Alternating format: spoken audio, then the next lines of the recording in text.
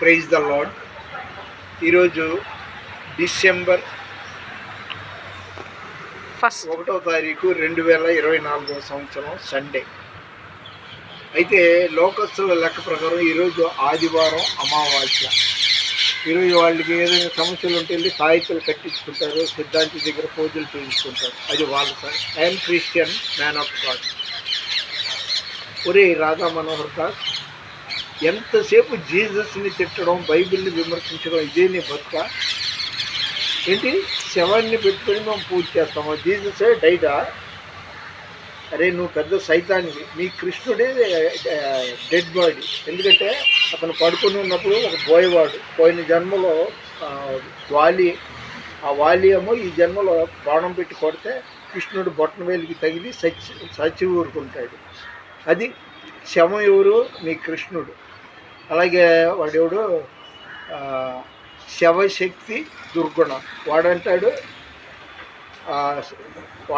వాడు దేవుడు అనుకుంటున్న కృష్ణుడేనంట యేసు రూపంలో ఉన్నాడంట. వీళ్ళకి బాగా పైత్యం పెరిగిపోయింది ఆ శవశక్తి దుర్గుణ గాడికిను ఈ రాధా మనోహర్ దాస్కి. మా దేవుడు సజీవుడు, వాక్యం ద్వారా మాట్లాడతాడు.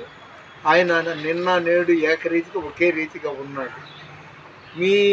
నువ్వు ముఖ్య వాళ్ళలాగా ఆయనేమో జంతువుల రూపంలో, మీరు పందిని కూడా మొక్కుతారు కదరా, అది ఒక అవతారం అని.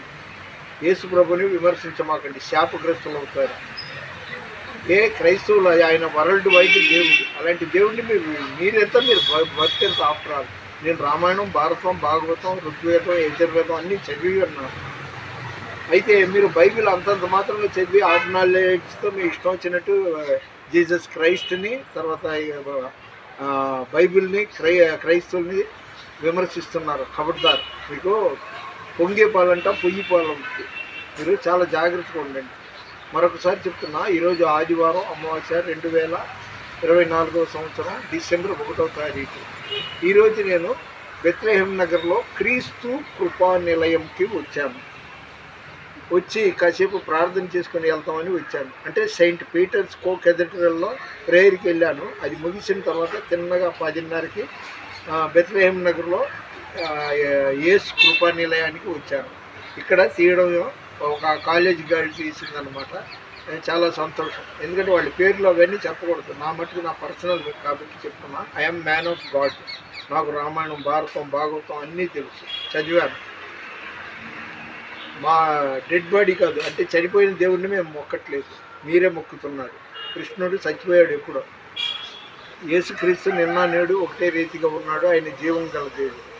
మన వినికిడిలో దేవుడి కొన్ని మాటలు దీవించును గాక. ఈ దేవుని పరిచర్యలో మీ రత్నం ఫ్రాన్సిస్. God bless you.